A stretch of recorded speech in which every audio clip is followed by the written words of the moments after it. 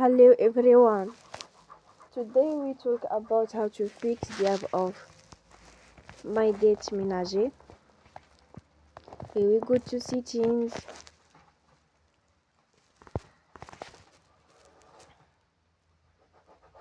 Then we click on apps. After that we search the app My Date Ménager and we click. Then we will on for stop.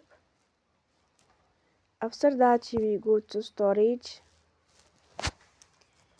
Then we click on clear cache.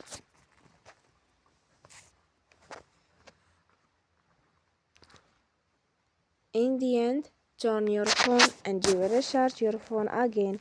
Don't forget to support us by like and subscribe.